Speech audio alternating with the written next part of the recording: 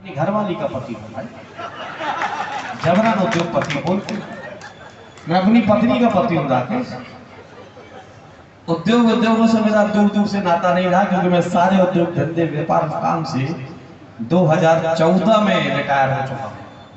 अब मेरे पास मेरे व्यक्तिगत जीवन में, मेरे व्यक्तिगत हिस्से में ना कोई खदान है, ना कोई व्यापार है, ना कोई उद्योग है, ना कोई धंधा है। आज पहली बार खुल के बता रहा हूँ, 2014 में सबसे रिजाइन करके अलग हट चुका हूँ। अब मेरे पास अगर कुछ है तो जोहला, जोहली, इमलिया, सुर्खी, पौड़ी में खेती की जमीन है और बिरोली में खेती की जमीन, और बिरोली वाला घर है, कटनी वाला घर भी मेरे नाम पे नहीं है।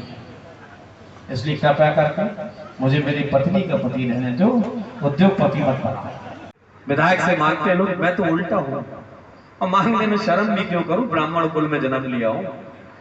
हमको तो जब जनेऊ संस्कार हुए तो उसी दिन भेज दिया गया था कि जाओ 7 दरवाजे जाओ, 7 जात के पास जाओ, भिक्षाम देही।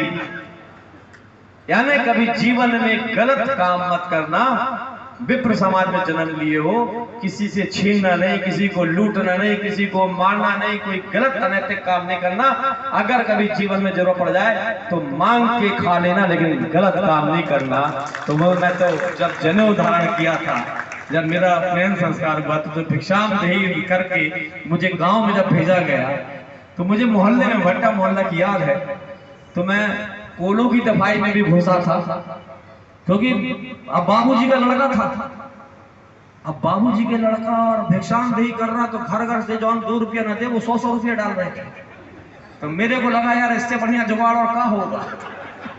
भगवान कसम मैं आधा मोहल्ला घूम डाला था और झोला भर पैसा लाया।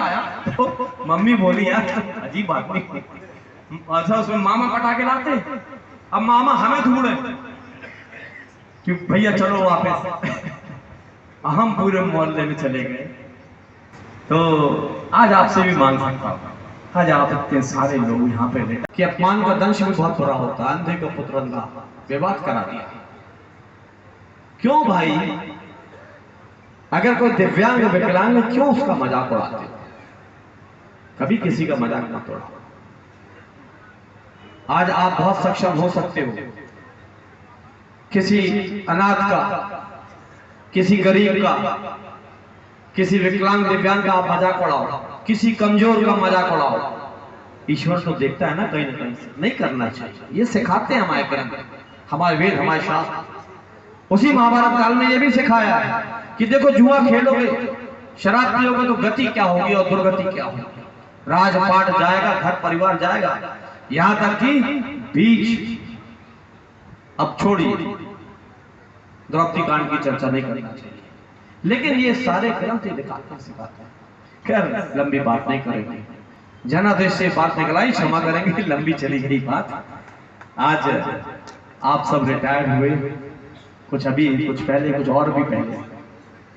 देखिए मैं आपकी इस विधानसभा का सबसे प्रधान सेवक के रूप में रहा। सन 2008 में जब मैं पहली बार चुनाव लड़ा तो मेरा पहला स्लोगन था, पहला डायलॉग कह लीजिए या पहले अंतर्मन की बात कह लीजिए, 2 ही लाइन में लिखी थी। हर फ्लैक्स में, हर दीवार में, हर पंपलेट में और हर दिल में पहुंचाने का प्रयास किया था मैंने पहले चुनाव में ही, कि मैं सत्ता पे नहीं दिल पे राज करना चाहता हूं। सत्ता पे राज करने के लिए तो बड़े बड़े राजनेता पड़े हैं, दिल पे राज तो बेटा कर पाता है, नेता नहीं।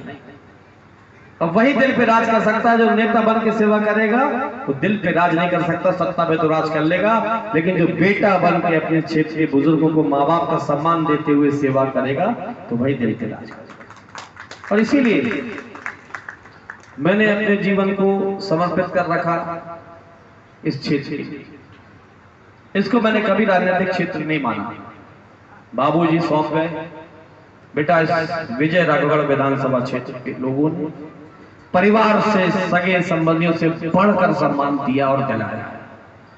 इसकी जितनी सेवा कर सको वो कम माना।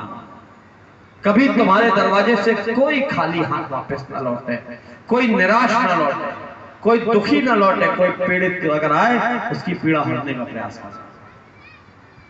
और क्षेत्र के लिए जितना हो सके इस क्षेत्र के विकास सबसे विकसित विधानसभा क्षेत्र के रूप में बनाने का अपने सारे संपर्क संबंध और ऊपर जितने राजनेता हैं उनसे संबंध बना के इसके विकास में कोई कसर मत छोड़ना। तो मैं अपना कार्य करता आ रहा हूं। अब आज आप लोग की इतनी बड़ी फौज, इसको फौज कहता हूं क्योंकि अब आपके ऊपर कोई टाइम लिमिट की जवाबदारी नहीं है। अब आप ना सस्पेंड हो सकते हो, ना टर्मिनेट हो सकते हो, ना बात हो सकते हो किसी कार्य के लिए, ना सवेरे 9 बजे आपको ऑफिस पहुंचना है। अब आप बिल्कुल मुक्त लोग हो, स्वयं के निर्णय ले सकते हो। तो मेरे को आज ऐसा लग रहा है कि आज मैं आप लोगों से कुछ मांग लूं। Shri Krishna university Chhatarpur, the hitech university in central India. Bundelkhand के लिए गौरव की बात है कि अब छतरपुर में हम आपको देंगे विश्व स्तरीय एजुकेशन सिस्टम और वर्ल्ड क्लास इंफ्रास्ट्रक्चर। कोरोना जैसी महामारी के दौर में अब महानगरों की भीड़ भाड़ अत्यधिक खर्च से बचे तथा अपने घर एवं अपने शहर में रहकर ही विश्व स्तरीय रोजगार उन्मुखी शिक्षा को प्राप्त करें और महानगरों में होने वाली परेशानी से बचे, क्योंकि कोरोना ने हमें सिखा दिया है कि हम महानगरों में सुरक्षित हैं या अपने शहर और घर में। इसीलिए श्री कृष्णा विश्वविद्यालय आपको देगा राष्ट्रीय शिक्षा नीति 2020 के अनुसार तैयार पाठ्यक्रम और कोर्स में प्रवेश के अवसर।